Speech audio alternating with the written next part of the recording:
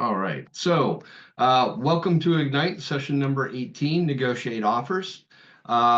If you have started through Ignite at the beginning, we've gone through quite a process already. I'm hoping that you gained some information, gained some insight because of the Ignite program. I found it to be extremely well written. I'm going to go through a I'm going to go through several slide presentation, so we'll go through several slides. I'm going to breeze through the ones that are not really pertaining to this this session, because there's some extra things that are added. But why don't we go ahead and get started? What we're going to be talking about today is negotiating offers. Oh, by the way, I'm Tom Heany. Like you're probably sitting out there going, who's that really good-looking guy on the other end? I haven't met him before. I'm Tom Heany. I'm one of the managing brokers here at Keller Williams Coastal and Lakes and Mountains. We're going to be talking about negotiations. This is one of those really critical skills that's going to make a huge amount of difference in your career. Right? So lead generation, probably the number one thing that you can do to have a great career. Correctly negotiating offers is number two. Now, we negotiate an awful lot of things as real estate brokers, right? We by the time we get to the point where we have an offer, we already negotiated either an exclusive buyer agency agreement or a listing agreement. So negotiating is a big part of our real estate career. A couple things that I just want to throw out to you here at the beginning of this is, number one, we always need to keep in mind that the buyer wants to buy and the seller wants to sell. Now, you might be sitting back going, Tom, why would you even say that? That's just so obvious. It's silly that it even be mentioned. Yet, as a guy who has, I'm in my 40th year of real estate, right? I was a day-to-day real estate broker for 25 years. I've sold over 500 properties. I've been involved with another 75 commercial lease negotiations, right? So a lot of experience out there. It is funny how often I find myself talking to another agent and they've kind of forgotten that the buyer wants to buy and the seller wants to sell. What I mean is they've gotten personally involved on this.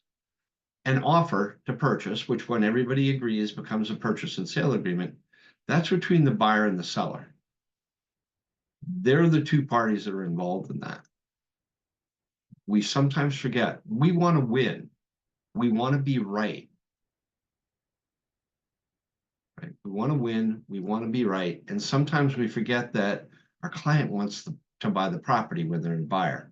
We forget that our seller wants to sell. Right? So buyer wants to buy, seller wants to sell, easy peasy. We're going to talk about the 3 Ps in a couple of minutes. One of them is preparation. My second point to you is the better prepared you are for this, the more likely you'll have a positive outcome. Right? And we'll talk about that prepared when we get there. So a big part of the heavy lifting is done before we even write the offer. We'll talk about that in a few minutes. I'm going to try and give both the perspective of if we're the buyer's agent versus the perspective that would be different if we have a seller's agent. We're going to talk a lot here about win-win negotiation. So I want you to stop and think about this for a second. Tom, I've heard you talk in other classes. You always say we represent our client. Is our client's interest we put in the number one position? Why are we looking for a win-win? Why do we care about whether the other side finds a win? And it's a really good question. Right? This is another one of those tightropes that we walk. We want to do great for our client. The likelihood of getting an offer signed depends a little bit on what the perspective is of the person on the other side. Now, we're in a crazy market, and we've been in a crazy market for a long time that phenomenally favors the seller. Buyers deciding not to do inspections. Buyers deciding to put in these appraisal clauses, these clauses that say, hey, I'm willing to pay over the appraised amount if I need to. Right? That is not a normal or balanced market. Part of preparing, by the way, is understanding what market you're in and helping your client understand that market too.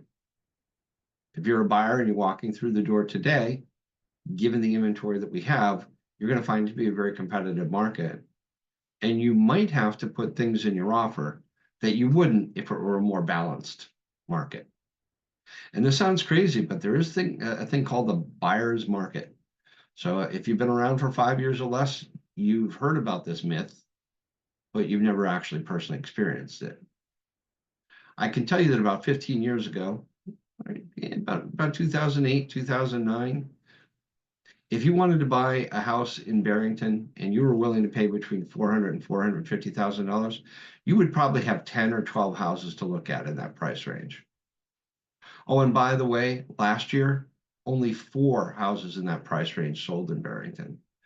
So if there's 12 for you to look at, that means there's like a 3-year supply in a buyer's market. Who has the power position in that situation? The buyer does, because if the seller is unreasonable from the buyer's perspective, they're just going to forget the house and move on to the next available property.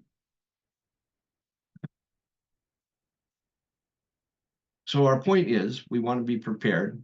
We want to understand what the market is. We want to understand as much about our client, be they the buyer or the seller, as we can. What are their where are they going to be willing to be flexible, and where are the things that they're not going to be flexible about at all? Important for us to know. What are their motivations? How do we use those motivations to keep them involved in the transaction? All things we're going to consider. All right, let's move along. We're going to cover this at the beginning. I am gonna take one quick second here, because telemarketing, we want to make sure that we're in total compliance with TCPA. We don't want to be calling cold. We don't want to be making cold calls to people that are on that do not call list, right? Similar with texts and emails for that matter, right? So just want to make sure we're real serious about that. We're talking about lead generation at this point, right? So let's talk about a course overview. This is where you are in the course. If you've been here since the very beginning, this is a 20-step process. We're at step number 18, so you've gone through an awful lot. And I'm hoping at this point, you feel you've learned a lot. Right? Now, just take a second to think about that. Are you the same person that you were when you started in number 1? Do you know more than you did before? Our job as real estate agents is to constantly grow our knowledge base, by the way. It's one of the things that you agreed to when you join the realtor organization. It's right there in the preamble, right? You're pledging to become more informed. We recognize also in the preamble of the National Association of Realtors, we recognize that information can be held at different levels at different points in your career. In other words, that expectation is if you've been a licensed real estate agent for 1 month, we're going to have a different expectation of your knowledge base than if you were licensed for 20 years. We need to constantly grow. One of the reasons we need to constantly grow is this business is in a constant evolution. It's constantly changing. It's a reflection of the marketplace. It's a reflection of what the consumers want. So we have to keep learning new stuff. If we find ourselves in a buyer's market, and we find ourselves in a buyer's market where there is an incredible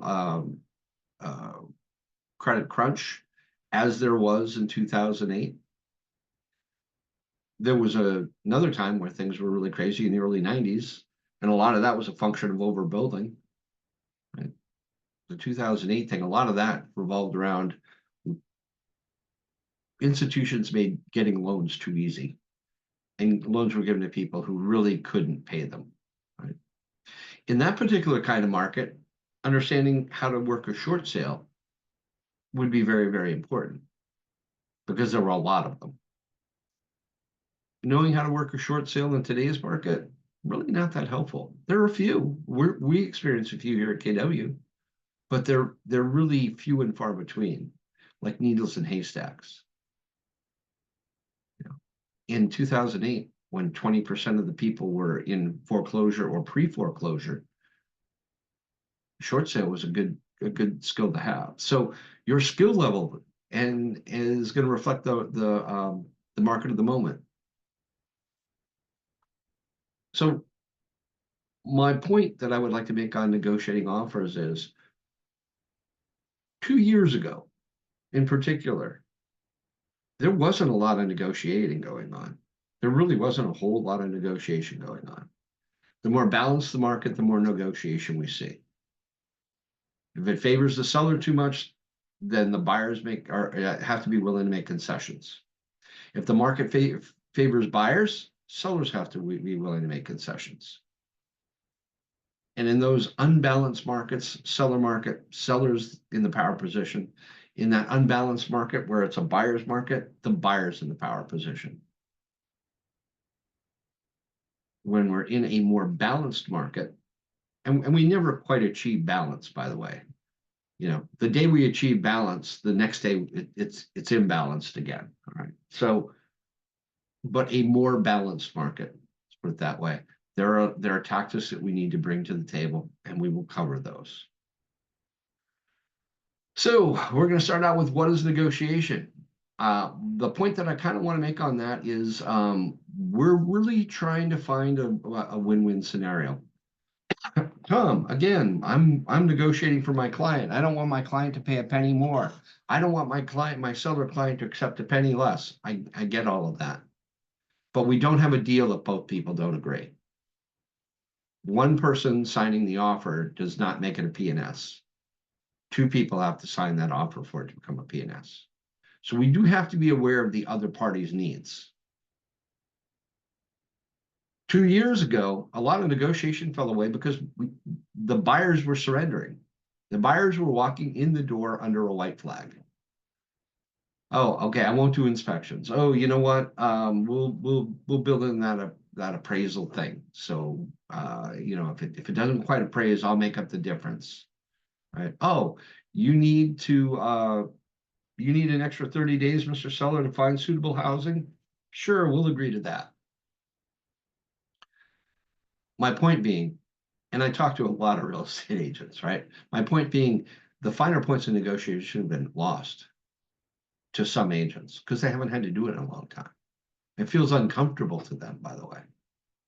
Right? It feels uncomfortable to negotiate. That's cray-cray. Negotiation is one of the biggest parts of our business. All right, so we'll talk about that. It's finding an answer. It's finding a solution. In fact, if I were going to write something down, what I would write down is negotiation is not about winning. Negotiation is not about being right. Negotiation is finding a solution that's acceptable to our client. And I'd even say to the other party as well. We gotta find a solution. That's what we're looking for. We're not looking to be right. Right? We're not looking to be the winner in the negotiation. We are looking to find a solution that works for both the buyer and the seller. We're going to talk about the 3 P's of negotiation. In fact, it's one of my favorite. We're going to go through some negotiation tips. Recap and ahas, I'm going to be asking you for insight, and hopefully you'll share it. I will honestly say that in this class, Ignite, and I've taught it a million times. This is Ignite 2.0. I used to teach Ignite 2.1, 12, 15 years ago. So people often don't volunteer. And that's a shame because when we get to this rehab and ahas, it's an opportunity to share something for you. It's an opportunity to ask a question that will help you grow. You see, as adults, we always want to be right and we always want to look good, especially in front of our peers. I want to invite you to think of this as a safe space. Please ask the question. Your alternative is to walk through life with an unanswered question. And you're in a business where that question might be answered by your client, and it's a whole lot easier to give an answer. It's a whole lot easier to give a correct answer than it is to say, I don't know. All right, so please feel free to raise your hand, or please feel free to unmute yourself and ask a question if you have one. All right. Negotiating is not something to be avoided or feared. It's an everyday part of life. A lot of times, I remember I was a young agent once. It was a long time ago, but I was a young agent once, And there were times where, like, I just want to write this up and I want it to be accepted. I don't want to get involved in negotiation. By the way, I started selling real estate so long ago that in the P&S that I first started, the offer / P&S that I first started using, didn't have a contingency for inspections in it. What? I mean, think about that. It was so weighted to the seller, quite frankly. Home inspections were a new thing once. Hard to find them in the 1970s, right? Think about that for a second. There was once a point in time where this business didn't include home inspectors because they hadn't been invented. They weren't a thing, right? So back in those days, why do I mention that in particular? Because I think in a balanced market in particular, we negotiate every deal twice. We negotiate the offer and it becomes a P&S. That's the first negotiation. And then often we do a second negotiation based on the results of the home inspection. Right? I remember kind of crossing my fingers, hoping nothing came when we did start allowing home inspections. I started crossing my fingers, like I hope something doesn't come up, because negotiating this deal and getting it under agreement was like drawing blood. That was hard enough. The seller's a jerk, or the seller's got a hard line, or the buyers want everything. Like, we're opening up negotiations all the way over again. And we spent all that time to show somebody a house, to find a house that they loved, to negotiate the deal, and to get them under agreement so that they are now moving towards a close, and have that whole thing blow up in a home inspection, the second negotiation process. So negotiation is not something to be avoided or feared. It's an everyday part of life. Some real estate agents absolutely love negotiating. They absolutely love it. Like, they feel a sense of loss if they didn't negotiate a deal. Negotiation is one of those things, by the way, with familiarity, the easier it becomes. The easier it becomes. With that said, based on the personalities involved, or the property involved, or the situation surrounding the property or the people that are involved, from time to time, it's not unusual to feel that little twinge where it's like, well, I hope the inspection goes well. I don't want to negotiate this whole deal all over again with these people, because I don't know if I can hold it together. And I don't want to keep going through this process with these buyers, or I don't want to go through the process with the other side seller or my seller, whatever it is. Not to be feared, not to be avoided, to be embraced. This is one of those skills. Again, two big skills for a successful career. Learn how to generate for business, right? Prospect, lead generate, number one. Number two, negotiating. By the way, people that take real hard lines in negotiation, they don't put a lot of deals together, or they put less together than they could have otherwise.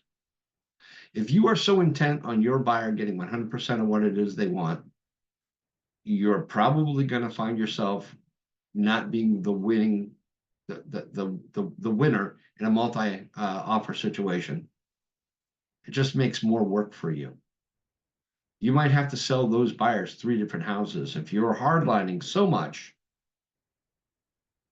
you are the focal point for this. Instead of explaining something to your buyer so that they accept that they're not buying a brand new property, there is some fair wear and tear to be expected. Right? Harder you're going to make your business. Right? If you bring them to house number 1 that they put under agreement and then it falls apart because of a home inspection, and you bring them to house number 2, which they put under agreement, and it falls apart because of the negotiation on the home inspection, and you have to bring them to house number 3 and put it under agreement, you could have sold 3 houses instead of that one. So just understand why I keep referring back to this win-win. Win-win actually often tends to be better for us too. But let's keep moving on. So what is negotiation? So it's an important part of the real estate agent's job. You learn through NAR statistics that a real estate agent's ability to negotiate is one of the top reasons buyers and sellers look for an agent to help them. Let's think about that for a second. Why is the seller hiring us? They're hiring us to market their property. They're hiring us to negotiate their best interests. Why is the buyer signing a contract? Change in the way that this business evolves, right? There's a NAR settlement that happened late last year. That really kind of changed buyer brokerage a lot. It really did. Why is the buyer hiring us? Because they want representation. They want you negotiating for them. They want your counsel. We're looking at 2 houses that might fit our needs. Help us through that confusion. Which one really is better for us? What questions can you ask to help them come to those conclusions? I'm just going to talk about the Y4C2Ts. That's ethically how we approach everything. So just want to remember all of that. Right? Win-win or no deal. Integrity, do the right thing. Customers always come first. Commitment and all, you're committed to finding a solution. Communication seeks first to understand. Communication seek first to understand means you're probably going to have to ask questions, right? When your client says something or when the co-broke agent says something, ask a question to try and understand exactly what it is they mean. Creativity, ideas before results, right? What solution can you bring to this situation? What new idea? Teamwork, everyone achieves more. Trust starts with honesty. Equity reflects opportunities for all. Just kind of an interesting extension of win-win, right? Opportunities for all. Success results through people. You can't be successful unless your client is happy with the result. Right? They'll never, if they're not happy with their result, they're probably not going to want to work with you again. They're probably not going to send their friends and family members to you via referrals too. Right. So here's, and I've alluded to this a little bit earlier, the option 1, the path of a negotiation. We would love it to be, I wrote an offer, the seller accepted it, we moved to a closing. I would love that. When I was a new agent, I used to pray for that because I wasn't comfortable negotiating. I always thought the other agent knew more than I did at the very beginning. I wasn't right. Even when I talked to agents who had a lot of experience, it wasn't right. Experience builds confidence. There's no doubt about that. The more we practice, the faster we can gain experience. So we start out with what's called an offer. This is just something that happens to me from time to time. I have these conversations with people and they keep talking to me about the P&S, I went over the P&S with them. I'm like, oh, so it was signed? No, I was preparing it. Oh, okay. Please just understand the difference between a purchase and sale agreement and an offer. An offer is something somebody has proposed. A purchase and sale agreement, an offer doesn't become a purchase and sale agreement until both parties have agreed and both parties have signed, right? So it can be it's very confusing when I talk to you and you're talking about a P&S when you're really talking about the offer. Or you're talking about an offer and you really mean to be talking about a P&S. So it's confusing to your clients too. All right. One of those personal things that kind of bothers me from time to time. So we understand the difference between an offer and a purchase and sale agreement. More often, what we will typically see, especially if we're in a balanced market, more often what we're going to see is option number 2.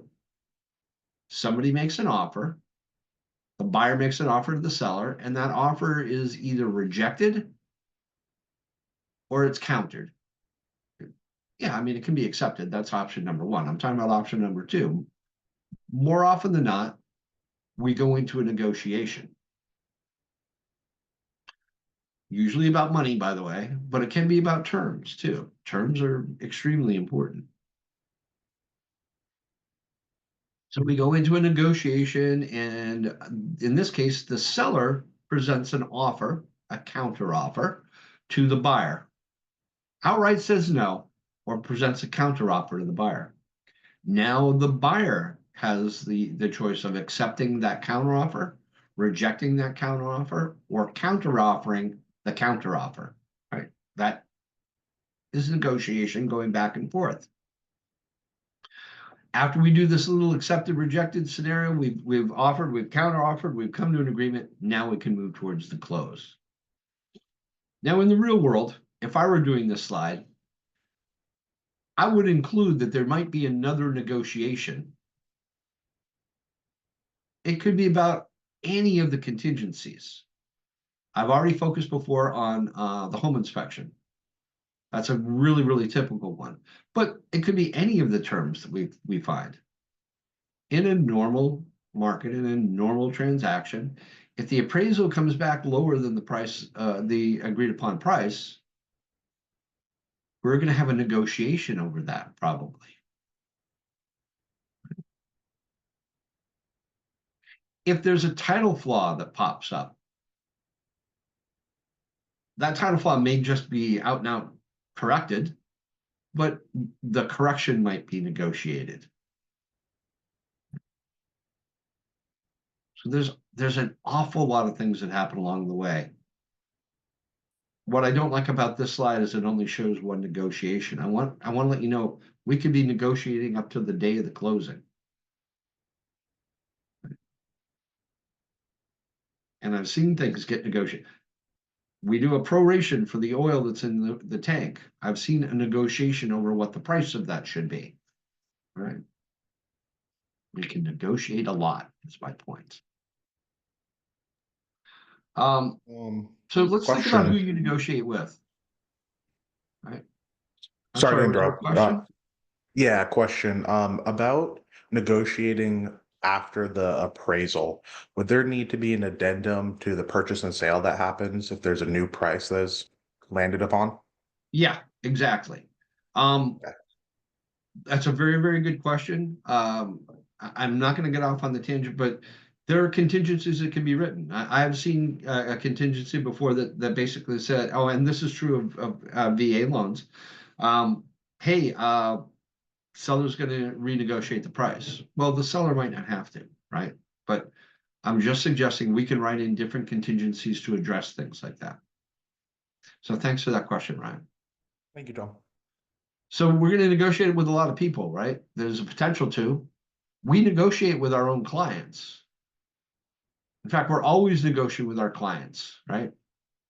It's not atypical. We're constantly reminding them of the reason why they chose that house, for example. We've gotten to the point where we're $1,000 apart on price. Is that the perfect house for you? Will that $1,000 paid over a 30-year time frame, is that going to be enough to make or break the transaction? And in some cases it will be, but a lot of cases it won't be. I want you to understand that sometimes your clients are going to they're going to look at you and say, hey, who are you negotiating for? And you're going to have to turn back to them and go, oh, I'm negotiating for you, but my job is to make sure you understand all of your options. Right? And part of all of your options might be deciding that you're going to spend, in my example, $1,000 more than you really wanted to. If we find ourselves negotiating over something that needs to be done in a home, or the home inspector pointed something out, the buyer wants it fixed. Mr. Buyer, if this is the perfect house for you and for your family, is that enough to make you want to walk away? Because maybe it is. Right? If it's a new heating system and it's going to be $10,000, maybe that's enough to walk away. But sometimes these things kind of get hung up on really small details. Right? Not me personally, but as a broker, other agents that I work with, I've seen deals fall apart because the seller refuses to leave a chandelier or an item of furniture. That's just nuts to me, right? That's nutty that something could fall apart over something like that. Everything else is perfect. That's the one thing that we're hung up on. So just reminding in my example of the seller, the buyers really want that chandelier. Why is that important to you? Right? Why is that important to you? Well, it was my grandmother's chandelier. It was in it was in my grandmother's house. It was in my parents' house, and now it's in my house. I'm taking it with me. Right? That might be hard to deal with. That might be hard to talk around. Right? By the way, because I love a tangent, and I just gave an example that made me think. Because I've had situations, this is at least twice in my career, where somebody was actually going to take the dining room chandelier. I don't know why it comes up so often. And it was a family heirloom, and that's why. My suggestion to my seller was take it down now and put up something from Home Depot because we don't want it to be a sticking point. But Tom, can't you just put in the listing agreement that is not going to remain with the property? Yeah, I can. But if the buyer sees it and loves it and wants to argue about it, that could be the reason why we lose a transaction. Does it make more sense to just go ahead and do that? All right, tangent over. You're also going to be, and clearly you're going to be negotiating with the agent on the other side of the transaction. So we're just discussing that to make sure that we're aware.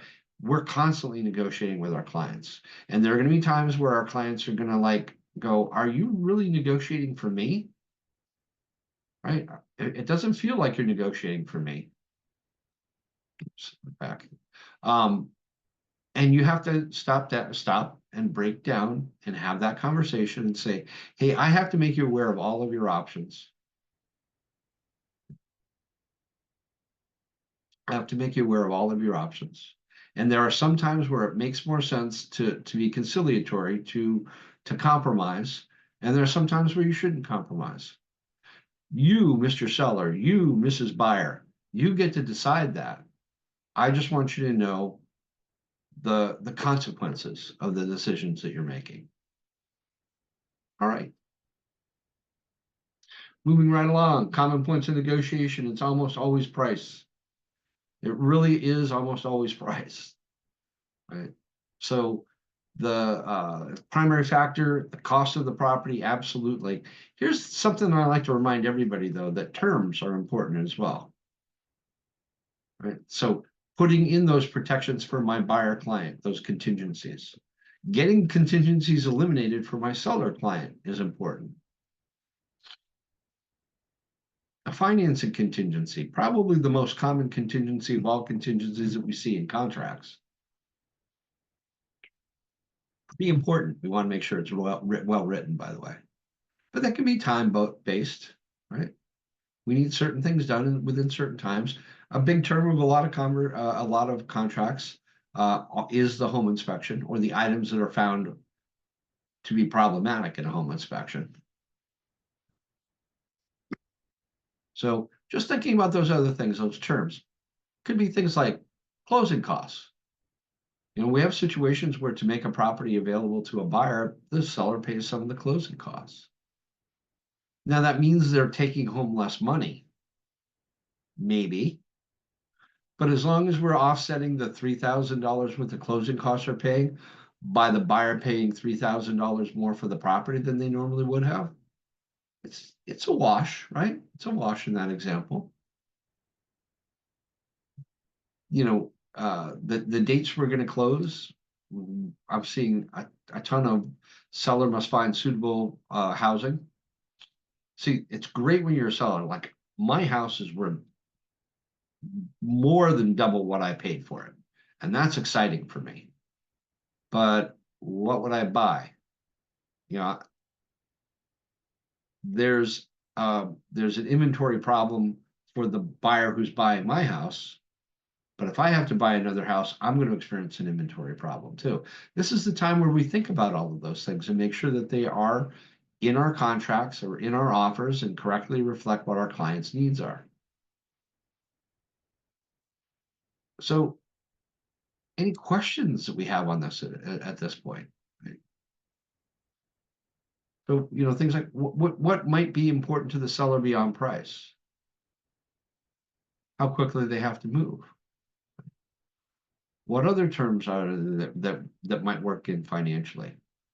We have a number of situations right now where people are what I would call cash rich and bank account poor.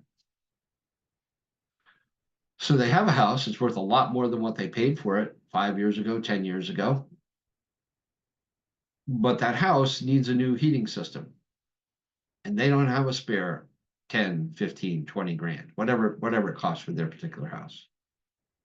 That's important to a seller. There's solutions for that. We can figure out what those solutions might be. By the way, and I'm ahead of myself about communication right now, but that's why we have to ask questions and understand why is that important? I don't have the money in the account. Oh, okay. Well, if we could find a way where you could put that on a credit card, would that make sense? If we could make an arrangement with the company to get paid at closing, like they'll install that today, 30 days from now, you're going to pay them. In fact, one of the things to remind a lot of people is when you get work done on your house, more times than not, somebody's going to come, they're going to hand you an invoice, and that invoice is going to say, hey, this needs to be paid within 15 days or needs to be paid within 30 days. Right. So a lot of times your seller client doesn't have to write the check the same day that the plumber shows up. Now, all of those potential liens need to be cleared before the closing. My point is, let's ask questions. There are solutions for most items. We can't offer the solution until we've identified the problem. A lot of times we don't identify the problem because we don't start the conversation. You've heard me say this in contracts class if you've been there. We need to go through that contract. We need to have a conversation with our client. And that contract I don't care if it's a listing agreement, exclusive buyer agency agreement, or it's the P&S. We need to take a lot of time to go through that. There are times in my career, I remember I just made it into the digital age when I was selling, where I would send somebody a contract and say, or an offer. I'll send it to the seller and say, hey, read this over and then call me so we can talk about it. And 3 minutes later, I get a signed P&S back. Like 3 minutes later, they didn't, first off, that's an indicator to me that they didn't read it. And we're not having the conversation that I want to have with them so that they understand what it is they are agreeing to. Whether they're agreeing to the things that are in the fill in the blank or whether they're agreeing to things that are in the boiler part. I need them to understand the promise they just made to the buyer.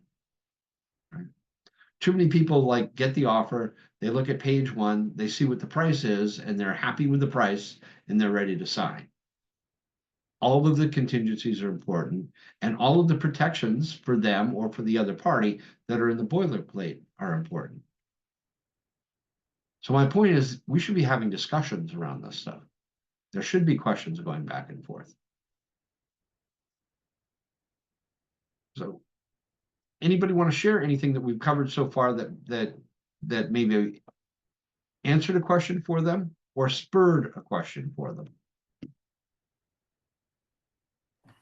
Tom, I like the point you made about not winning the negotiation. It's more about just getting what the buyer and the seller want more or less than you winning the being the agent that comes out on top on the negotiation just to win because you want to win. Thank you, Patrick. It's ultimately about problem solving. That's how you provide value in anything, even outside real estate. It's problem solving. I will say this, and this happened in maybe my second or third year of my career, because I remember who the lender was, and the lender moved away. So it had to be the second or third year of my career. My client confronted a really big problem, and I don't remember the details of it anymore. I just remember it was a really big problem, and I remember talking to the lender and saying, "How can we resolve this? How can we resolve it so underwriting will accept it?" was the basic question, right? And between the two of us brainstorming, we came up with an idea. My buyer client did it. He bought the property. He turned to me and said, "Hey, you and Nancy aren't, you're not really a real estate broker and a mortgage broker. You're not really brokers. You guys are problem solvers." That was a wicked cool thing to happen in like my second year, because I remembered it the whole time, right? We are problem solvers. That's what we get paid for. We don't get paid if we don't solve the problem. It's that easy, right? So thank you for your comment, Patrick. I appreciate it. Second thing I want to say about the comment, the quote that I literally had. I had an agent, KW agent, when I was the team leader, so we're going back at least a dozen years, right? And she came in and she was very, very upset, very emotionally upset. Was having a real problem with the co-broke on the other side, right? There was an abrasion between the two of them. They were button heads, and she wanted to win this negotiation. She was focused on the outcome, and she wanted to win. And I simply said, "Hey, you know what? Negotiations aren't about who wins. They're not about who's right." Sorry. Not about who's right. It's about finding a solution for our agent, for our client. Not about winning, not about being right. It's finding a solution for our client. Now, when I said that to this agent, she was really emotionally upset at the time. And when she walked out of my office, I was like, that probably went in one ear and out the other. But she went back and she resolved her problem and she closed her transaction.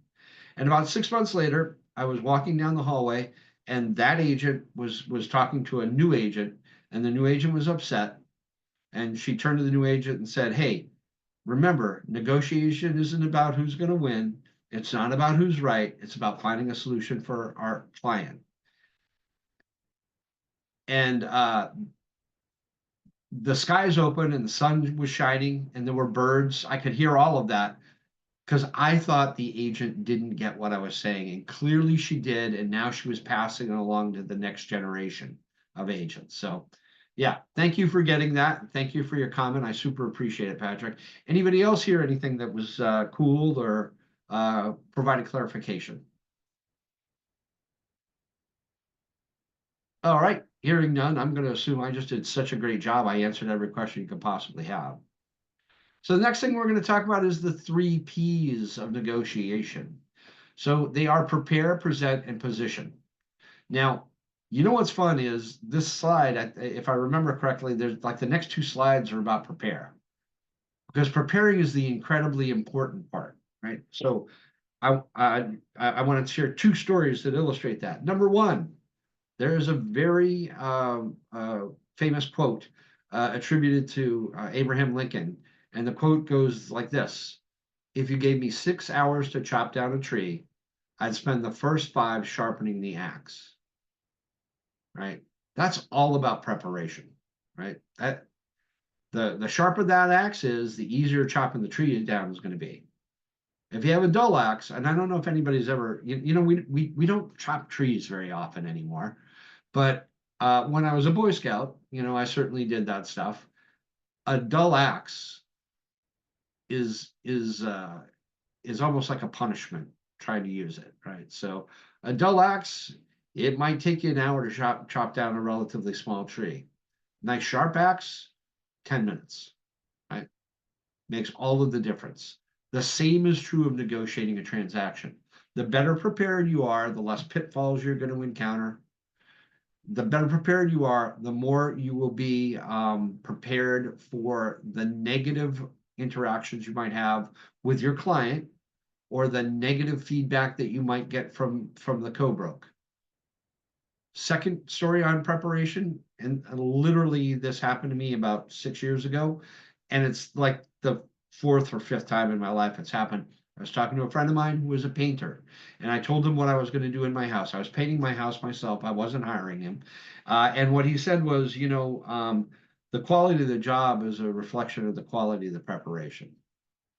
Right? And we talked about it for a second. It's like, you got, he was like, people, the reason I get hired is because people do such a crappy job when they try and paint it themselves that they get tired of it and they hire me, and they probably would have done a much better job if they just prepared correctly.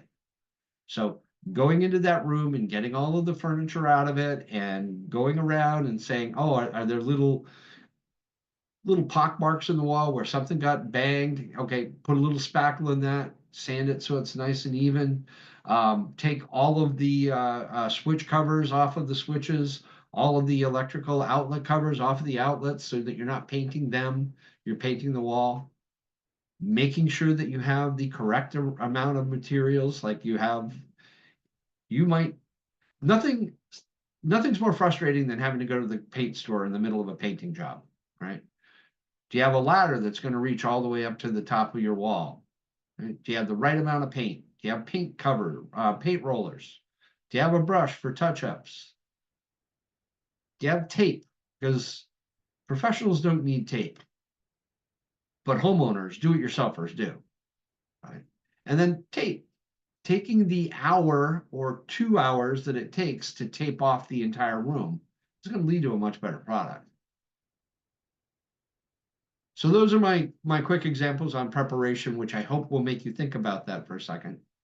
So we're going to talk a lot about prepare in just a second, right? So remember that negotiation is a skill that anyone can perfect and experience. It just takes time.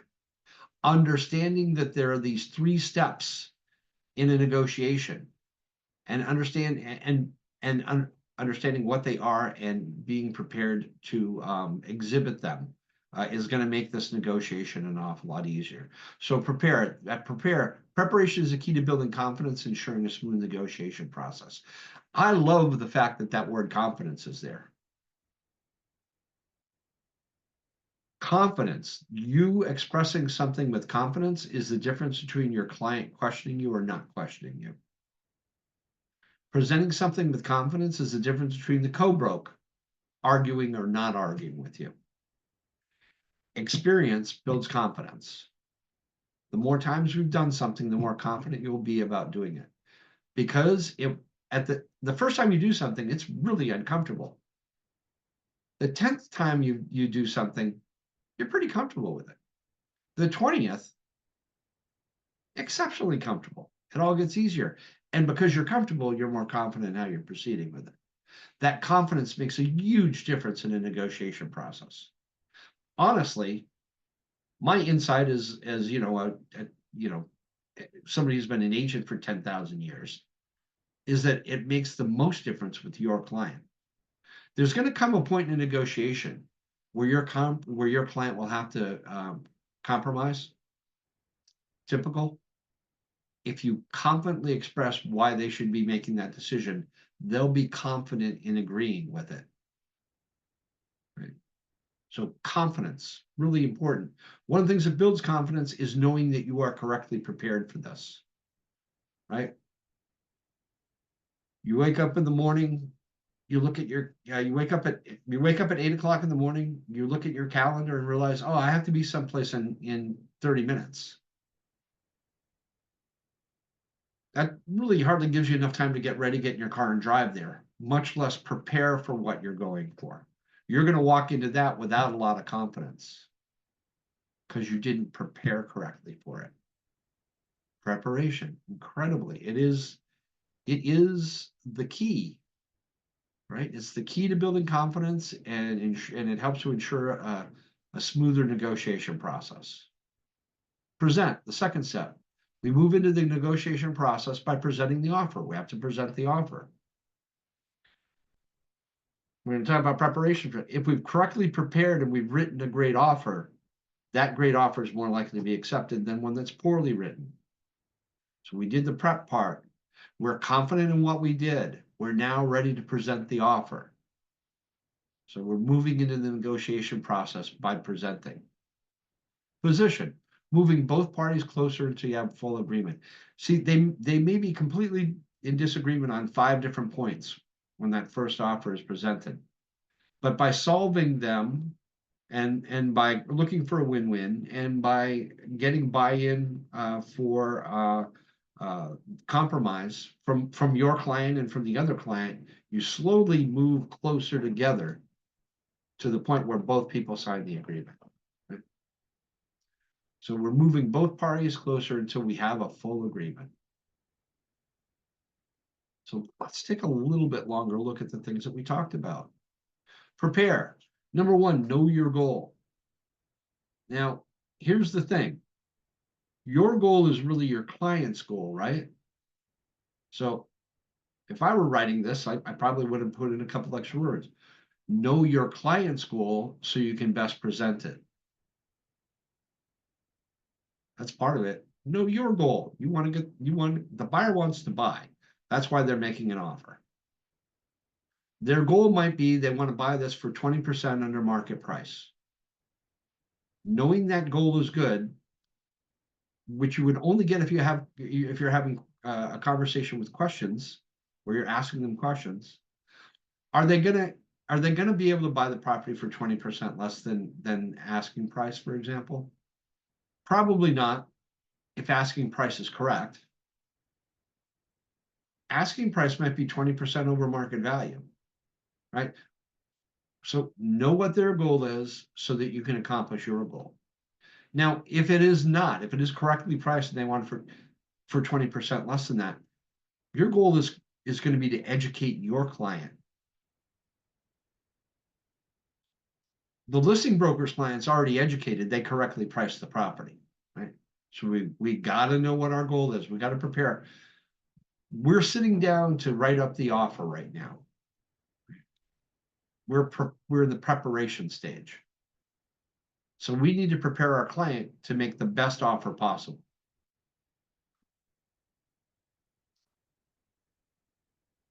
We need them to understand that both the buyer and the seller need to be satisfied, right? Our goal is, I would be cautious about saying win-win to a client, because the context you say that in is very, very important. But we have to make an offer that is compelling enough for the other side to accept it. Here's what I typically find, Mr. Buyer. When I walk away from a closing, and the buyer walks away thinking, I might have been able to get that for a couple thousand less. And the seller walks away saying, I think I could have asked for a couple thousand more. That is an excellent negotiation. That's the sign of a win, by the way. Both parties think maybe I could have done a little bit better. That's a pretty good indication that we hit market value. Forget about what the appraisal says. Talk about the emotion. We probably hit market value in that regard. This is a point in time, by the way, where we remind our clients of what their goal is. Whether we're representing the seller or the buyer, we remind them of their goals. Mr. Seller, you need to move to Wisconsin. You need to be there for your job in 6 weeks. This offer gets you and your family there for 6 weeks. Do you want to find yourself in a situation where you have to move so you can start your job and you have to leave your family behind because you haven't sold the house yet? Is that what you want to do? Wouldn't that create a whole bunch of other expenses on the other end? Now you're paying a mortgage and maybe a hotel room in Wisconsin. Would it be easier for you to be able to close out this transaction?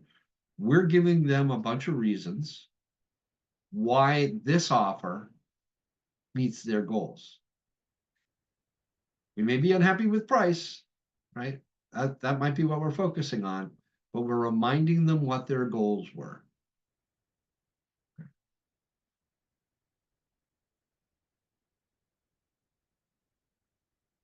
If we accomplish that, they get to move forward with their lives. I've seen deals fall apart over $1,000. Is that $1,000 really, Mr. Seller, is that $1,000 going to make a really big difference in your life? If all of your other goals are met,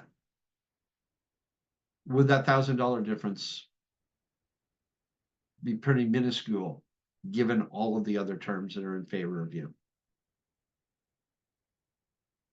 Mr. Buyer, I know it's more than you wanted to pay, but it's only $1,000. Amortized over 30 years, we're averaging, I don't know what the number is, know what the number is. We're basically making your monthly payment $7 more or $17 or more, whatever it is. That's don't go to Starbucks 2 times during the month and you broke it even. But whatever it is, right? So we want to know their goal.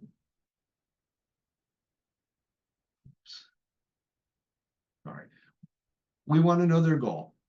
You want to know your client. In other words, you want to have conversations with your client to know what's really important to them. What are the things that they're probably going to be liberal about, right? And what are the things that they're going to be strongly in favor of? Like, I'm not going to pay $1 more. I'm not going to close, 2 months from now. I need to be in the property 30 days. Or what are the things that they are not going to be flexible on versus the things that they aren't going to be flexible on? When you ask these questions, by the way, they're giving you the information that you can parrot back to them or reflect back to them in the negotiation. Bob, you told me that this is the best house you've ever seen. Sally, you told me it was really important that you be in the house in 30 days. This offer does that. Tom, you're negotiating against me. No, I'm not negotiating against you. My job is to counsel you and to make sure you understand all of the terms of this contract. I appreciate you would like to buy the house for a little bit less, but it does suit your needs, doesn't it? It does check those boxes, doesn't it? It's got an open concept. It's got brand new appliances. It's on that quiet street. It's not like the other house on Route 1 that we looked at, right? They're telling you what's important. You're psychologically going to use that to help them understand what a win-win is. And it puts you in a great position to know what you can negotiate with the seller through the seller's agent as well. We want to think ahead, right? We want to be prepared, right? Back to preparation. Right? So we want to anticipate what the other party might want. Right? What does the seller intend to get out of this negotiation? Or conversely, what does the buyer expect to get out of this negotiation? Take the time to write down what you think the counteroffer might be. Mr. Buyer, we put together an offer. Here are the strong points of your offer. Here are the weak points of your offer. The seller's not going to negotiate the strong points. The seller's going to negotiate the weak points. So our price is a little bit lower. Our financing contingency, you're going to be using FHA financing. That only requires 3% down. That's awesome. That's going to get you in this house. That's going to help you be able to buy a house when you couldn't buy under other terms. Just want to let you know, if somebody else makes an offer and it's cash, what offer would you take? The one that you 100% know is going to close, or the one you might close? And we can expand on that. What FHA or what VA might how the seller sees it. FHA 3% down sounds phenomenal to a buyer. That's super duper amazing. I'll be able to afford this house. I couldn't afford it if I were going conventionally. Cool. They fail to see the perspective of the seller, though. So let's think ahead. What are people thinking about, right? What is the other party thinking about? What are the arguments or the solutions? Forget arguments. What are the solutions we can provide for them? Let's think about that ahead of time. Setting clear expectations, right? So when we're putting the offer together, let's set clear expectations. We should be setting those expectations the whole time we're working with a buyer. We should be setting those expectations the whole time we're working with a seller, right? If our buyer or seller has some unusual requests, we really need to set some clear expectations around that. So, so prior with meeting that other party, set clear and reasonable expectations with your client. Here's what the seller might say. Or if you're representing the seller, here's what the buyer might offer. Here's what might happen. You want to try and underpromise and overdeliver, right? So if we say, I'm not sure we're going to be able to negotiate that, and we do negotiate it, you're going to look like a hero in that regard. So we want to be careful about overpromising. It's always better to underpromise and overdeliver than to overpromise and underdeliver, especially in light of the fact that this is a client that you want to be their client for life. You want them to use you again in the future. You want them to send you referrals. Part of setting clear expectations with a client is being clear that win-lose agreements are likely to be rejected. So if we're writing an offer that is solid, awesome for you, 100% win for your client, and it's a loss for the other side, what's the likelihood they're going to agree to the offer? And it's so funny when I talk to clients that they think their offer is just going to be 100% accepted. Well, why would the seller agree to that? That's a big question that I've asked. Tom, why are you arguing with me? No, I'm just asking you. The seller's not going to look at this offer from your perspective. They're going to look at it from their perspective. So we should ask that question, Mrs. Buyer or Ms. Buyer. You're proposing this. What would make the seller say yes to that? So we want to set ourselves, we want to set our clients up for success, but we also want to set ourselves up for success. And the more win-win that is, the more likely we are to see a success. The more likely our buyer is to move into their dream house. The more likely the seller is to sell their property and move on to the next part of their life. Sellers want to sell, buyers want to buy. Sometimes we have to remind them of that. Be informed. So before making an offer or a counter offer, it's a good practice to talk to people that you know. Whoops, I'm sorry. To talk to, for example, your broker in your office, or your mentor, or if you're on a team, the lead agent on your team. Be informed. Get their feedback, especially if you're a newer agent. Get their feedback on what the situation is. Got to be real careful on that stuff because we don't want to be sharing confidential information with somebody who might have a property that our client might be interested in. So be informed. So let's have a conversation with Tim Lindsay, our productivity coach. Let's have a conversation with one of the brokers. Obey the laws. That's pretty crystal clear, right?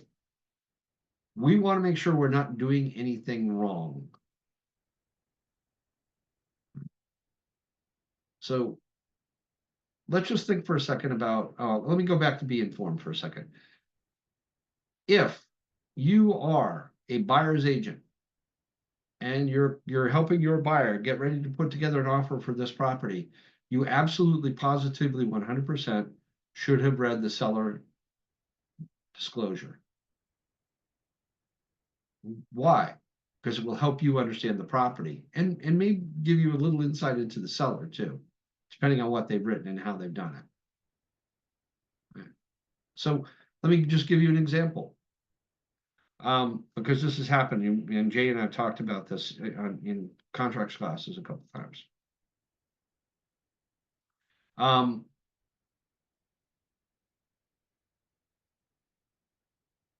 We have a situation where there was a seller's disclosure, and the property had an on-demand hot water heater. On-demand hot water heater doesn't have a tank. Cold water goes in one end of the heater, hot water comes out the other, right? And in the disclosure, it clearly stated, hey, that is 18 years old. What that tells me, by the way, is those on-demand hot water heaters typically last about 10 to 12 years. So the fact that this one is 18 years old, it's on borrowed time. That's something I would like to point out to my client. Just want to let you know, hey, I'm looking at the seller's disclosure. I see that the roof was replaced 5 years ago. That's great because those typically have like a 30 to 40-year life if they're correctly installed. So you're in great shape there, nothing to worry about. But I do want to let you know the hot water maker is 18 years old. That's kind of the extent of its life. Probably it might even be beyond that. So that might be something you might have to be considering replacing in the not too distant future. Just want you aware of that. Because when we go to the home inspection, depending on what the home inspector finds, we already knew it was 18 years old. It would be improper to say, hey, we want that. We got a purchase and sale agreement, right? We negotiated a P&S. Now we're doing the home inspection. The home inspector goes, hey, that thing's 18 years old. They usually only last around 10 years.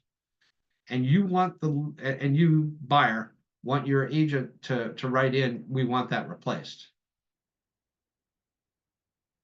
We already acknowledge it's 18 years old. That's not a valid complaint on a home inspection if you read the contract. Right? So we would want to read that. Conversely, on the listing side, when we're talking to our client and they're filling out the seller disclosure, we want to tell them how important it is. It provides extra protection for you. So we need to have the good and the bad in that. Actually mentioning something that might be viewed by some people as bad is kind of ironically a protection for you. Once we've disclosed it and they put in an offer, they can't complain about something we've already disclosed. Right? So super duper important. By the way, under being informed, read the contract. Read the contract from beginning to end. Maybe you don't need to do it every single time. But my expectation is you're going through your client through that whole contract. And you're talking about what's in every paragraph. So I just said you don't have to read it every time. But if you're doing this correctly, you're kind of reading it every time, aren't you? That keeps you from being bit. It keeps your client from misunderstanding something. There's an agreement in there, in the boilerplate. The boilerplate is the part that's already printed. Everybody focuses on the fill in the blanks. There's no one word in that contract that's any more important than any other word in the contract. In that, there's a thing that says, hey, buyer is going to pay the seller for fuel and storage for the oil in the tank. It's already spelled out. It says we're going to go with the cash price of the oil. That's how we're going to determine that. We want to make sure that's in there so that the buyer doesn't find out on the day of the closing that they have one more bill that they didn't know they were going to have. I always go back to a house that sold, had 250-gallon oil tanks. Oil was $4 a gallon. And the sellers had the tanks filled a couple of days before the closing. That's a $2,000 check. For some buyers, they don't have a spare $2,000. They're paying every penny to get to the closing. So let's make sure we've gone over the boilerplate part of that agreement too, so that our clients understand what it says.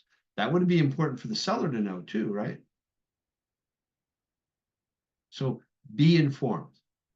Be informed, right? Okay, now to obey the laws. Obeying the laws is pretty clear forward, pretty forward to me. It's pretty straightforward to me. So, and let's remember that every state has their own laws. You happen to be in a company that's licensed in 4 states, right? 4. I don't know how many, I'm licensed in all 4 of those, by the way, but I don't know how many people are in all 4. But it's really common to see somebody licensed in New Hampshire and Maine. It is relatively common on the other side of New Hampshire, Hanover, to see people who are licensed in Vermont and New Hampshire. We need to remember that those states have very different laws, right? So I want you to think about this, because I had this conversation with a very experienced agent, and she's licensed in both states and has been for a long time. This is a very experienced agent. But if she does 25 deals a year, she does probably 22 of them in New Hampshire and like 3 in Maine. And there's parts of the contract she's just not familiar with. By the way, if you find yourself in that situation, all the more important for you to read the contract. That contract that you only do 3 times a year versus the one you do 22 times a year. Because we fool ourselves into knowing, we know how this gets done.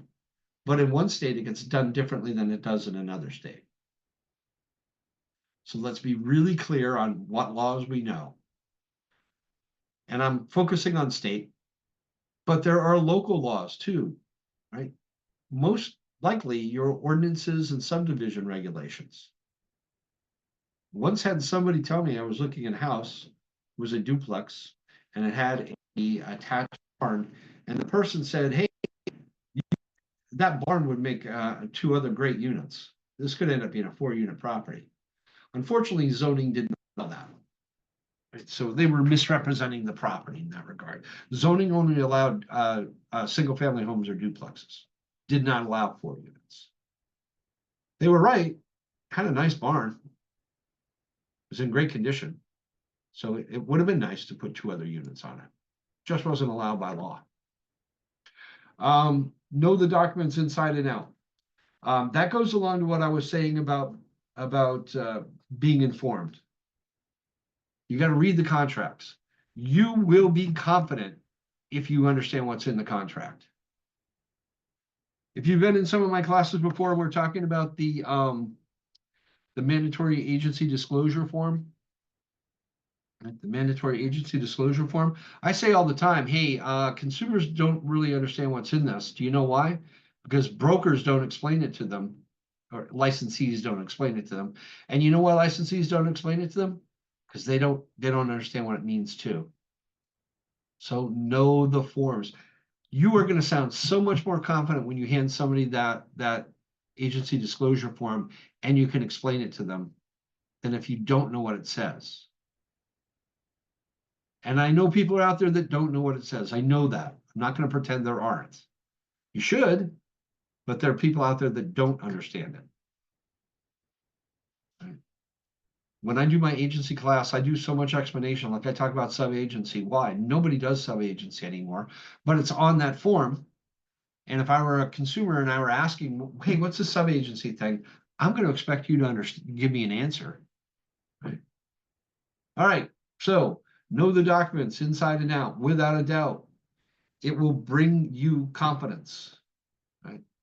And we want a confident agent. I do like this. This says ask purposeful questions, right? So we're not talking to talk. We're talking to find out information, and that information will help us. So asking purposeful question provides you with points you will negotiate on. Why is that important to you? Can you see yourself doing this? What changes would you make to the property? All of those, we're finding out why.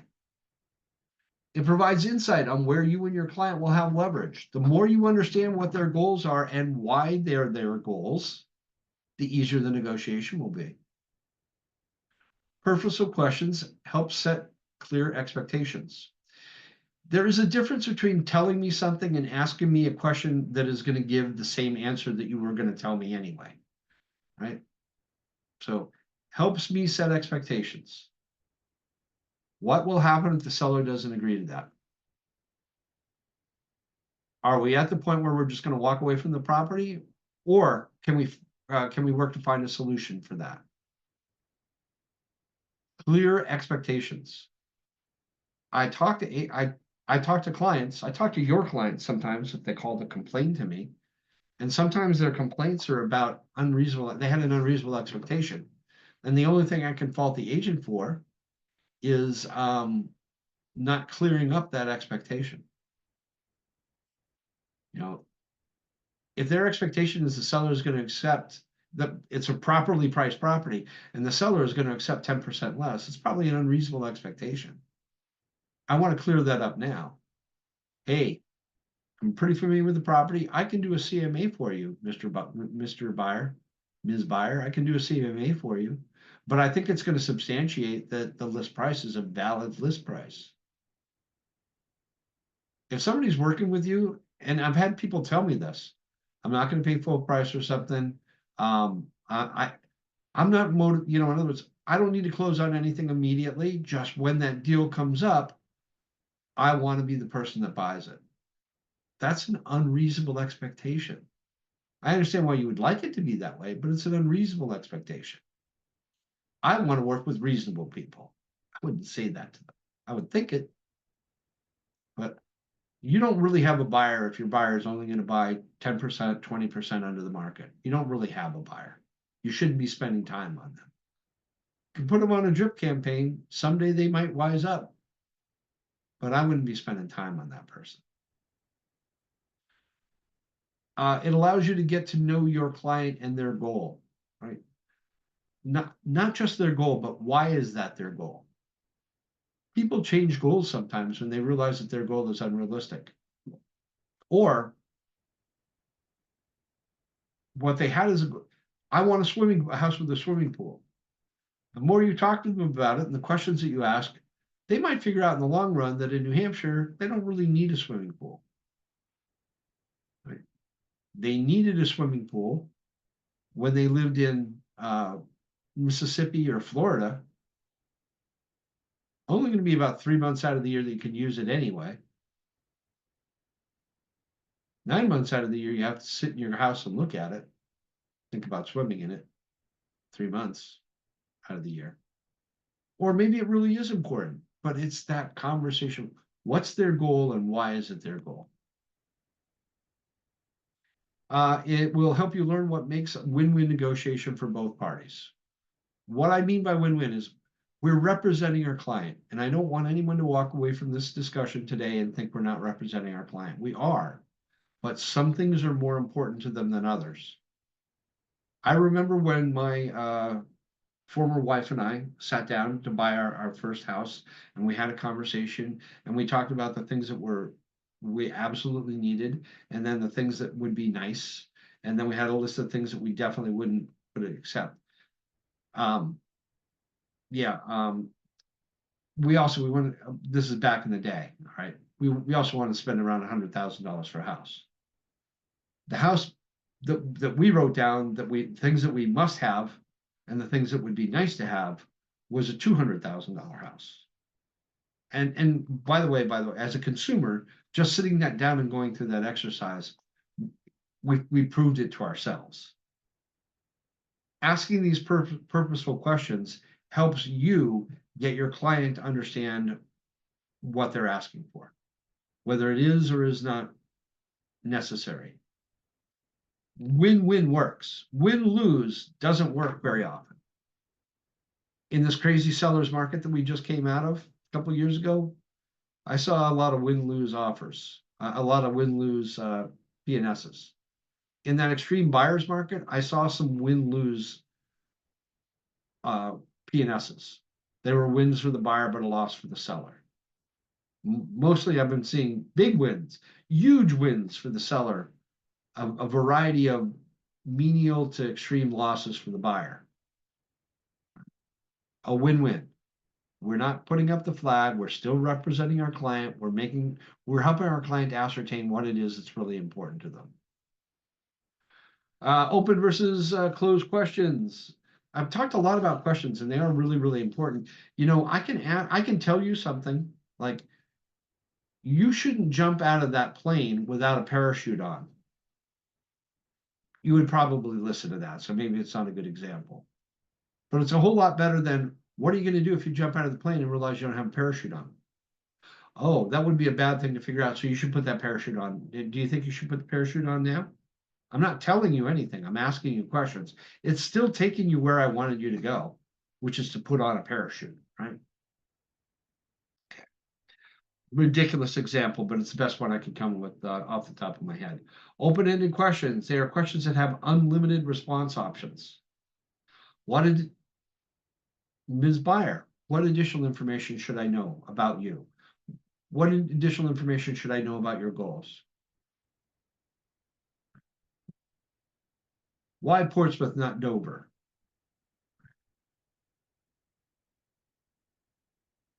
Why do you want to be on the west side of town, not the east side of town? All of those questions, they're open-ended. If you ask them, you will probably find out a lot because you're giving the person an opportunity to actually give you a deep answer. What's important about closing in 30 days? Why 30? Right. So if the buyer's like, hey, I just transferred in, my company's paying for a hotel for the month of March. So I'm paying for it out of pocket if we can't close until before March 31st. How do you feel about that? That's a great question. Because sometimes people will like you're going to give them bad information or like I'm going to give you good news or bad news. So here's the bad news. Following up with how do you feel about that helps you understand how bad that news was. That's bad news because I absolutely positively will not accept that. We need to withdraw our offer. We're not countering. We're going to need to find a different house. Versus them saying something along the lines, well, okay, well, if they're not going to replace the septic system, I'm going to offer less for the house. So, how do you feel about that? Excellent question. Right? Close-end questions really end up being pretty much like yes or no's. You're not going very far with that. They do provide some information, but they don't. They provide the what. They don't really provide the why. And the why is really important because our job is what? Our job is to find solutions. Right? So, do you have to sell your home by a specific date? No. Okay, that gives me a little insight to what their motivation will be. Yes. Can open the next question. Oh, what date would that need to be? Why does it have to be within 30? Right? What would happen if we don't do that within 30 days? Now we're having a much better discussion, and you're getting the opportunity to solve problems.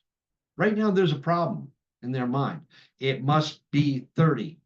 Deal or no deal. No deal if we can't do it in 30. Okay, what would happen if it didn't happen in 30? Well, I'd have to pay for a hotel room. Oh, okay. What sources might you have for that? Would it be the worst thing in the world if we closed in 37 days and you had to pay 7 days in a hotel room? Well, that will limit the amount of money you have to put down. Oh, so maybe we could have the seller pay part of your closing costs. And then that money you normally would have paid for closing costs, you can now spend on the hotel room for 7 days. We're helping to find solutions. Do you have any other offers? Generally inappropriate to ask, by the way. Inappropriate to probably. Okay, let me start all over again. If you ask that of the listing broker, don't be surprised if you get some pushback. Let's put it, I don't want to call that inappropriate. That tends to be a yes or no answer. Right? Are there things about this offer that would put my buyer in a better position? In other words, we're sitting down to write right now, and if there's something that the seller really doesn't want to have happen, I don't want to put that in my offer. Right? Great opportunity to have a conversation in that case with the co-broke.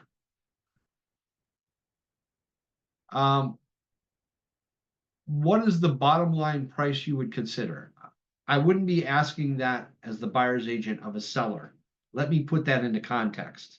If I were the seller's agent and we had an offer on the table in front of us and the seller was telling me, hey, that's not a good enough offer. What's the bottom line price you would consider?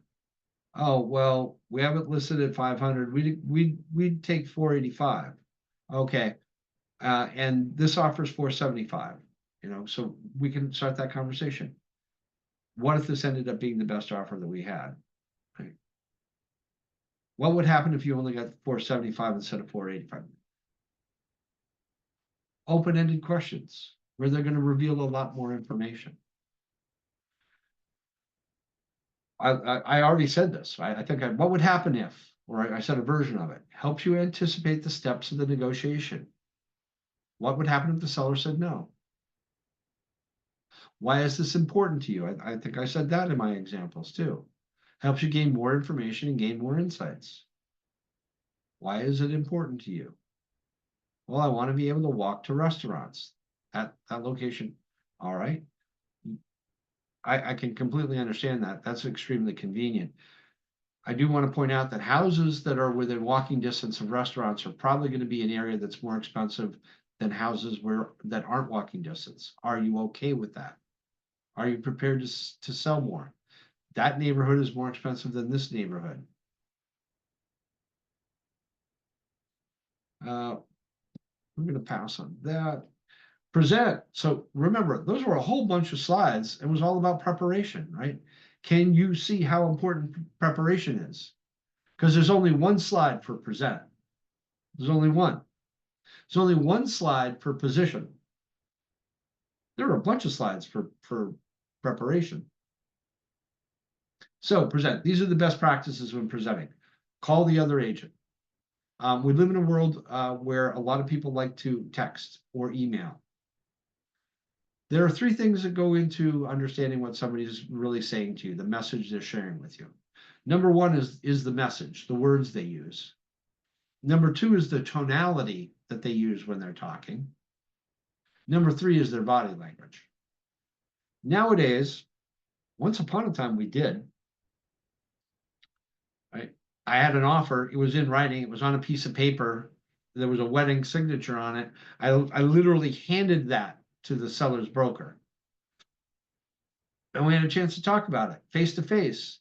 And I was reading their body language and listening to their tone of voice and hearing the message they were sharing. By the way, that's like in reverse order. I keep seeing different percentages for this, but the actual words we use are like 5 to 10% of the message of how it's received. And tonality, 20 or 30%. And the balance, which could be 60%, is body language. Nowadays, we don't get body language that much. But I say call the other agent. There are sometimes when the only thing that's appropriate to communicate is to have a voice-to-voice conversation with somebody or a face-to-face conversation with somebody. Emails and texts just don't work. When I send you a text, you add the tonality to it. I don't. I just had this conversation with somebody who really should have known better about a text they received. And they were like, that broker was accusing us. No, I read it over. That broker said their buyer thinks that there's been misinformation. They didn't accuse you of anything. Their buyer is experiencing miscommunication. Can you see how that changed the temperature of the room? So let's call the other person. It's appropriate. It's the most appropriate thing to do. I live in a world with some people who only communicate via text. So if I had a client who only communicates via text, sometimes there's going to be something so important, I'm going to want to call them and talk to them about it. I'm going to text them. I have something to tell you, but it's too important to send over a text. Please call me. Call the other agent. Call the other agent, right? Call your clients. But we're talking about presenting right now. We're presenting it to somebody else, so start with a phone call. Pay attention to nonverbal cues like pauses and voice qualities. That goes along with tonality. When you ask somebody a question and they pause for 10 or 15 seconds before they answer, they're thinking hard. And that might give you an insight into how important what their answer might be. Or they may be pausing because they're making up an answer and it's not the truth.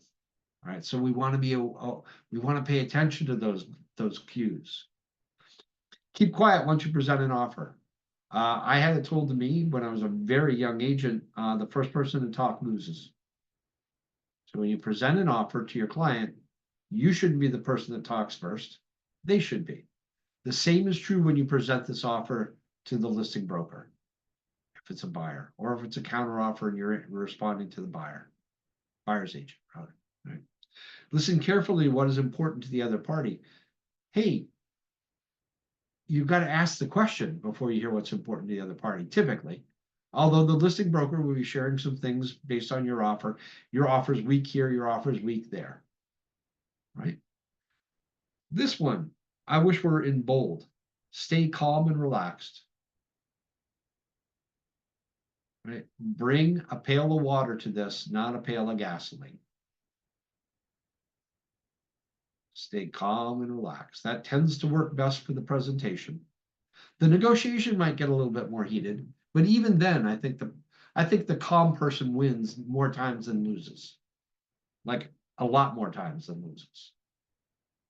Focus on the customer's needs. Again, we're solution oriented. We're not on the P&S. We are not selling or buying the property. The buyer and the seller are. I would like to have negotiated a little bit better deal for my client, but the client's happy in signing the contract. We need to focus on meeting their needs, not our own. By the way, I just did a thing with with one of the boards of realtors. I did a presentation for them, continuing education class, and we were talking we were having a side conversation, as often happens in my presentations, about this NAR settlement. And one of the agents was speaking about, like, I need to have that conversation with the other agents so we can make sure they're compensated. Your job is not to make sure the other agent's compensated. Your job is to watch out for your client.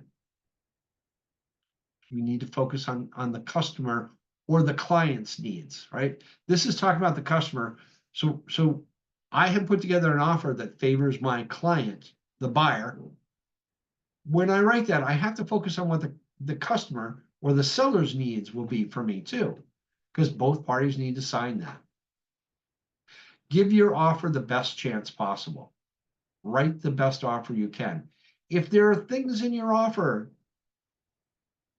that you already know where the weak spots are, ask questions of the listing broker about that. How do you think your seller is going to respond to that? A great question. That contingency or that request of my client.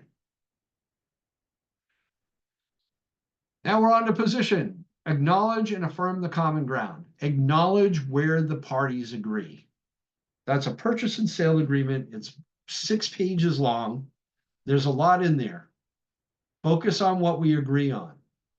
The problem is most people jump right to the things where we disagree. And I get that. But let's acknowledge, okay, so I agree, listing broker. I understand that the offer is a little bit lower than the seller was looking for. But I want to remind you that the hot water heater is 18 years old, and the buyers are looking at the very real likelihood that they'll have to replace that sometime very quickly. And you know as well as I do, those things cost, $4,000, $5,000, $6,000 to replace. It's a big expenditure. So I acknowledge the common ground. There are a bunch of things that we do agree on, right? There are only a few that we don't. And there are reasons why we've written the offer the way it is. So let's not just say that's an unrealistic request. Let's talk about why the request itself was made and why it was made that way. So let's ask what and how questions. What would that mean to the seller? How would we get that done? What would be a better way? What would be more acceptable to your client? How's the best way for us to solve that problem? Know that positioning is a process. All right. I've offered you something. You disagree with that. Your client disagrees with that. We're positioning. We're negotiating. Negotiations go back and forth sometimes. It might not just be one offer. Here's the offer, take it or leave it. Here's the offer, here's a counter offer. Take the counter offer or leave it. It may be going back and forth. Every time we start negotiating about something in a contract, we open up the entire contract to renegotiation. Let's remember that. It's a process. Hey, I know we agreed to this before, but given what your client wants to do now, how about if we change? How about if we agree to with your client on this, but we change that? It's a process. And number 4, know when to walk away. I know agents that sometimes get married to the outcome, right? They want to win the negotiation. They really want their buyer to get this property. But now some of the seller's requirements really put the buyer in a bad position.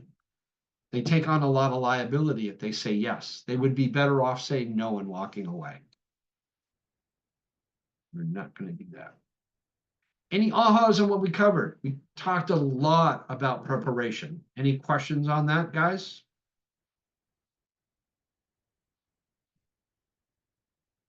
I must be doing a phenomenal job if there are no questions at all. I'm more impressed with myself than I was this morning. And I was pretty impressed with me then. All right, let's move along. Is there a question? I do have one question. Oh yeah, please go ahead. The checklist that was kind of presented there for preparation, would that be a good thing to actually kind of print out and have with you when you're getting ready for that?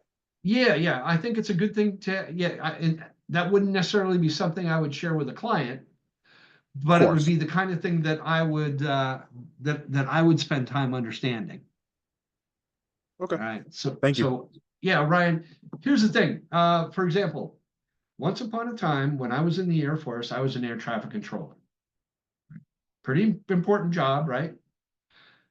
Every shift, we went through a checklist, a preparation checklist for that shift. For example, we want to make sure that the emergency radio is working right now because we don't want to find out it's not working when we need it. So we're checking at the beginning of our shift and we know it works. I love checklists. I wish that they make life easier. If you ever go into surgery, I want you to understand without a doubt, 100%, there's an operating room checklist, right? So if they started the operation with 5 sponges, before they sew you up, they're going to make sure that they have all 5 sponges. Because if they only have 4, there's only one place that 5th sponge can be. And I know that sounds really ridiculous, but the entire success of the operation would revolve around that for me, if I were the patient. Checklists are incredibly helpful. Incredibly helpful. They will help you understand what it is you're supposed to do. So if you have the opportunity to borrow somebody else's checklist, or you see a checklist that makes sense for you, or you make up your own checklist, do it. Do it. It's a simplifier. And all of these big important jobs that use checklists indicate how helpful checklists are. All right. So thank you for asking that question. Was there another question out there? I have a thing, if that's okay. We love the fact that It shot out of my mouth at some point 1,000 years ago when we're talking to buyers about, it will be about, check with a lender, but if we go at this number, it will be about X number of dollars per month. Yep. I think at that point in time, everybody is so sensitive to anything with a number symbol next to it. Yep. So I didn't even really think about it, but it came out as it's basically 1 pizza to go less per month. Could you do that in order to be into this new home? Yep. And all of a sudden, because it was a thing, like you had mentioned coffee, like you were in the Yep. coffee range, and that right there makes so much sense to people because they're just spinning on anything to do with a number. And right. I've said that now like 1,000 times, like, you know what? Is 1 less dinner out per month. Could you do that? Could you cook at home? Well, yeah, that's no problem. Okay, there you go. They're like, oh, we never thought about it that way. Yeah, That's really powerful. it's incredibly powerful, and thank you for bringing it back, because you know, I indicated that with, I think, the two cups of Starbucks coffee sort of Right. thing. So Yeah. it is incredibly important because it puts context around that number. That number with a dollar sign in front of it, that has no context, right? Right. When we're arguing over it, you know, you should I have a amortization app on my phone. So if I were $3,000 off, I would run it through, right? I would know exactly what $3,000 at 6.75% is over 30 years, right? So we this is a tangent. Uh, I'm cool with round numbers, right? Like I remember once when I was a team leader asking my MCA, "Hey, I just did the math in my head. That's around $10,000, right?" And she said to me, "No, absolutely not. It's $9,854.12." And I looked back at her and said, "Yeah, so around 10,000, right?" But there's a point that I'm illustrating with that, Sue, and it's like there are those people that are going to make decisions about how competent you are and whether they should trust you based on how exact your numbers are. Like I preface mine by saying this is a ballpark figure, but there are people that don't want ballparks; they want the exact number. Sue, side note, but there's somebody that you are going to send an email to you, and they're going to make their entire decision on who you are as a human being, whether you use the word your, Y-O-U-R, versus Y-O-U apostrophe R-E correctly. Two and two. Oh, there's a pile of them. Don't get me going on all of I those. know, I know who I'm talking to, so I know you get exactly what I'm saying. But there's somebody who's going to make. You have presented your critique on cold fusion. And it is the solution for cold fusion. We've finally done it. Unfortunately, you said Y-O-U-R instead of Y-O-U apostrophe R-E, and now I'm discounting the entire theory. Yeah, yeah, pretty much. So I I have know it's a tangent, but my position is on this particular thing, and the example is we're $1,000 off, we're $2,000 off, we're $3,000 off. Give them the real number. That could be, you know, $17 a month. That could be $12 a month. That's 2 cups of coffee. That's one dinner out, whatever that ends up being. We just want to be accurate is my only point. All right. Right. So I went off on a tangent just to prove we want to be accurate. or deflect it to Negotiation. the lender. Pardon me? Or deflect it to the lender. Yes. Funny. So we Well, are approaching the end. We're getting pretty close. So these are just some negotiating tips. Be professional. You are always better off being professional, right? If you are the one throwing a hissy fit, you have lost respect from the person that you're talking to forever. You will never get back to professional with them. My favorite is when we get angry at a co-broke and then we send them a nasty, a poison email, and especially if it's a nice solid rant and it includes things in it that aren't factually correct.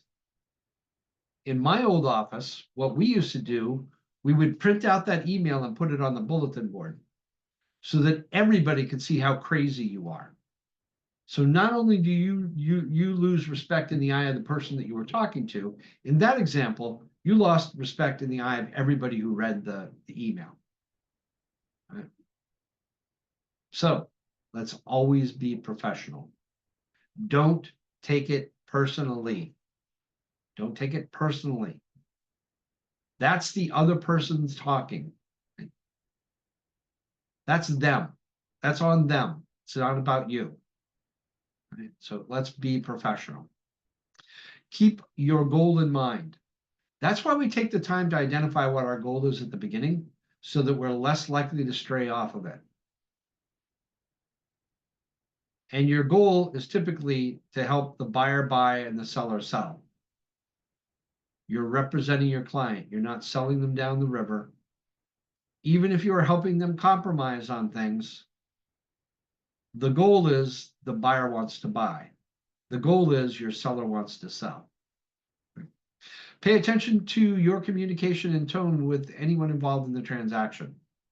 Hey, I know a couple of people that somehow they don't acknowledge, they're not aware how important their tone is. I asked them a question, I got an answer, but if it's a sarcastic tone, that's going to land different with me. It's very hard for me. As sarcastic as I might be now, I used to be 10 times worse because I figured out how much it interferes with communication. Right? I want to be a great communicator, so I'm really aware of my tone. I know some people that are unaware of their tone. They get frustrated and then they get mean, right? Because they're frustrated, they're taking their frustration out on you, right? That's not fair. Our clients will do that. We don't want to do it to our clients, though, or to the co-broke for that matter. Continually refer your clients to your client's motivation when speaking with them. Absolutely, it's okay to do. Hey, I know you wanted to sell your house so you and your family could move together to Wisconsin. I know you don't want to do 2 separate moves. I know you don't want to be separated. I know you don't want to be in a hotel room.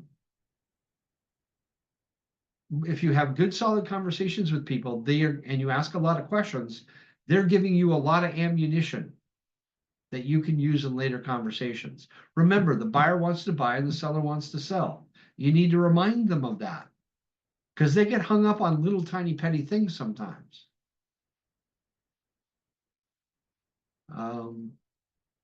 So it is I don't believe you are manipulating them when you're reminding them what they wanted. Not what you wanted, what they wanted, right? Don't reveal too much. Listen more than talk. Keep your client's motivation close to your chest. Don't reveal too much. Somebody sent me a text. They were complaining about another agent. And they sent me a text that the agent had sent them. And in that text, the agent gave away a confidential position of their seller. That was confidential information. It shouldn't have been shared. I know what the agents were doing. I know that listing agent was trying to establish some kind of a bond with the buyer's agent, but they did so at the expense of their seller. So don't reveal too much.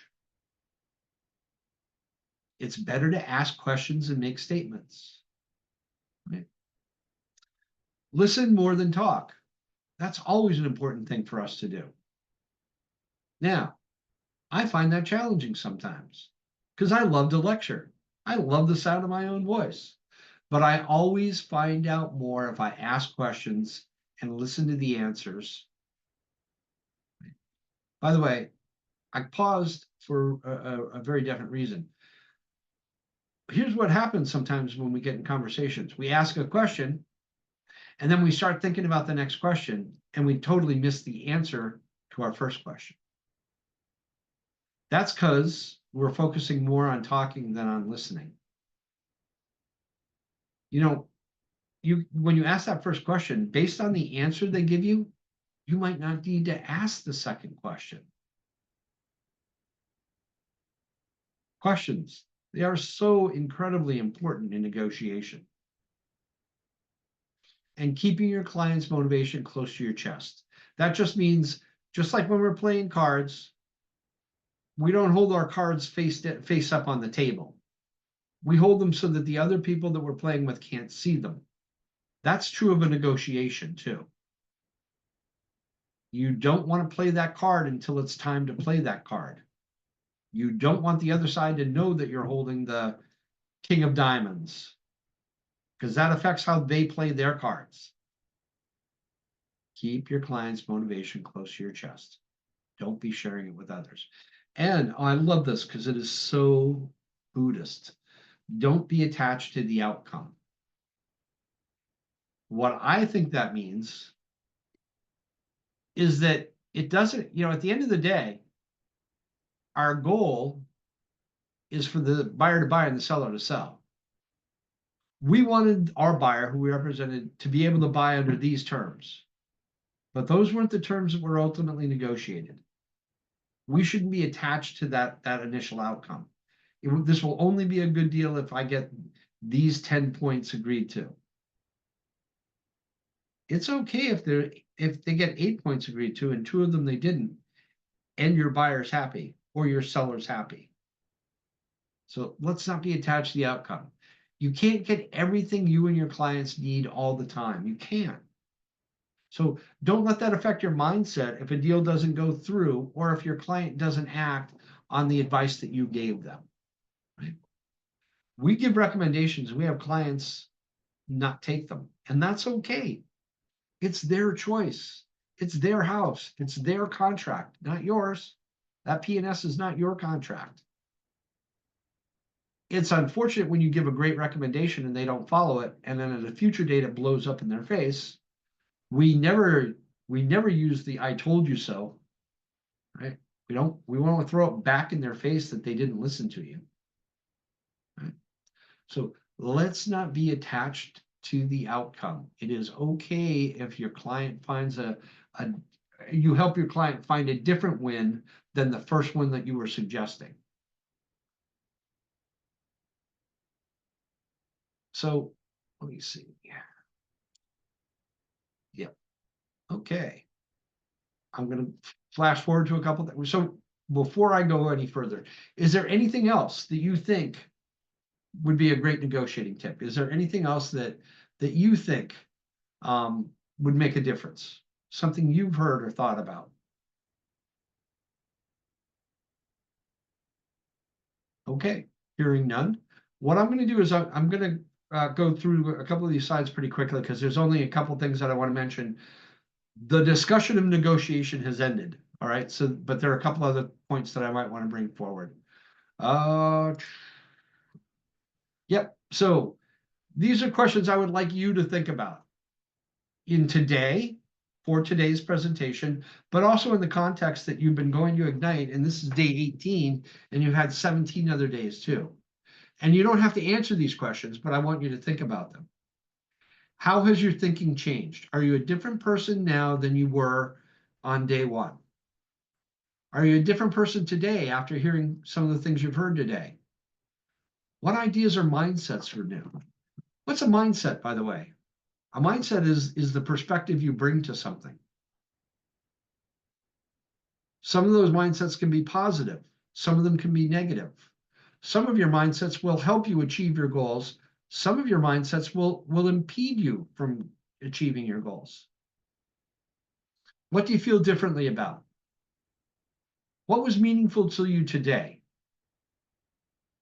If you do want to share, that's fine, but I'm not asking you to unmute and talk, right? So was there something that came out of today that makes you think about negotiations a little bit more differently? How will your behaviors be different going forward? I hope we care a little bit less about being right or winning, and we're more focused on finding solutions. That's my personal goal for you. What actions will you take? What tools, models, or systems will you use? You know, one of the things we talked about today was using checklists. Right? That's a tool. That's a system. How do those kind of things help make you more accountable to what you pledge to do and more accountable to deliver for your clients? Before we end, because we're at 10:59 and this is supposed to be 2 hours long, is there anything you guys want to share with me or with one another before we end our day today? Not all at once. All right. Well, I do want to thank you for being here today. I do want to thank you for the input that I received from those of you that had questions or comments. And if you didn't, I still appreciate the fact that you were here today, and I'm hoping that you heard something that you now either didn't know before or now understand better than you did before. All right, so let's go out there, let's do some lead generation, let's find some business today. Thanks for attending, guys. Thank you so much, Tom. See you in contracts. Thank you. Take For care. Ask the Brokers. Yeah.